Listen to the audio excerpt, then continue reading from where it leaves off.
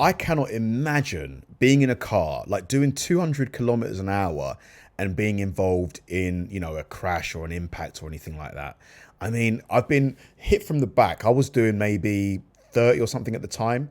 So I was hitting it like I was in on the motorway. Somebody went into the back of me, and then I went into the back of somebody else. And that, you know, just the whiplash of that was pretty painful. So to times that by 4, like 120 miles an hour, 200 kilometers an hour, I just cannot imagine what that must feel like. Lighter. Whoa, this is at the top of the mountain. Wow, so he's come off the track. Park into McPhillamy, and big damage to what happened there? Rear. That was the car that was moving slowly earlier on. Yeah. This is going to bring out not a full course yellow, but a red flag. Red flag. So we're going to stop the race. You don't have small accidents up there. Oh, yeah. Witness marks on the road. See his How many times have we seen that? Wide tyre marks. So exit of the grade through Reed Park. You can see the skid marks.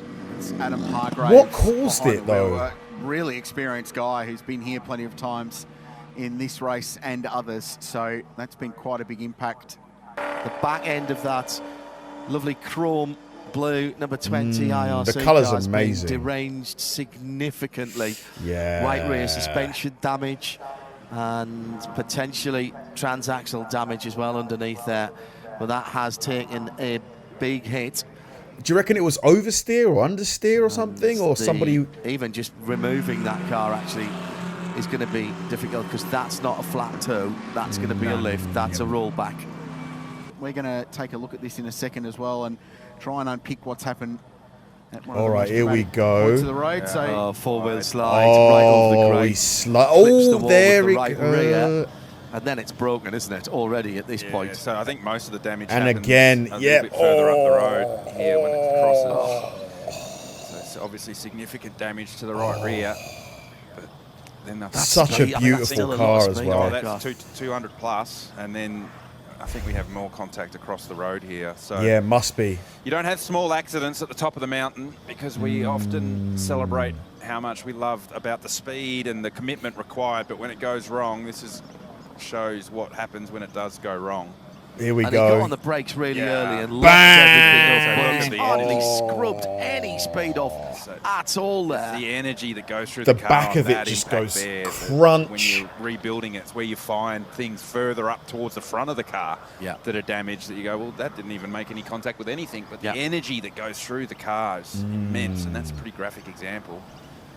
These cars, John, are built to the full GT3 set of safety regulations. So in an impact scenario like that, there would be no difference to crashing a GT3 car. And you can see all the structure at the back of the car has done its job and crumpled. The expensive bit...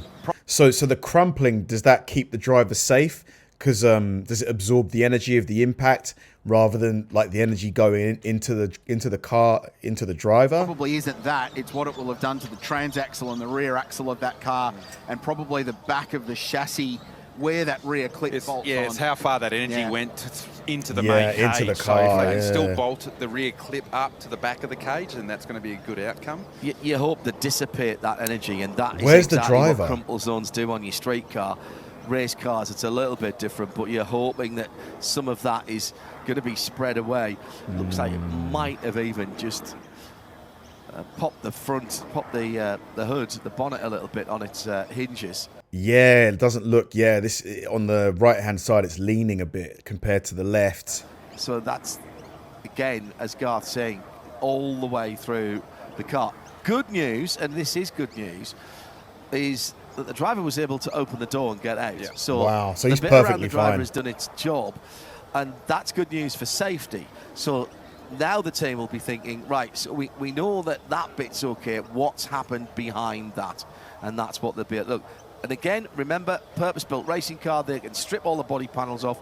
They'll be able to get right to the tube frame of that, Garth, and have a good look around and start getting the measurements on it. Well, is this a Mercedes or is this an Audi? I can't really... It looks kind of like... I think I could see 4 rings here. You'll have straight. It's 30 minutes left in this session, and that car will go back to the garage, and they'll have it stripped before the end of this session. I'd say so. Yeah, they'll have most of the damage off the car before this session's ended. And obviously So will they be able to get this car back on the road this race? with a view to trying to get back out for qualifying, but No more importantly way. for the race tomorrow. So What? you make that assessment pretty quickly, and you'll probably That'd have be that assessment made in the next unbelievable. 45 minutes, whether, yep, Oh, we can lost the roll tyre. again today, or let's get ready for tomorrow. So Bang! a little bit wide coming out of the grate through Reed Park, and then that's concrete wall. There's no give there, but then it's when it swings around and makes contact with the inside wall.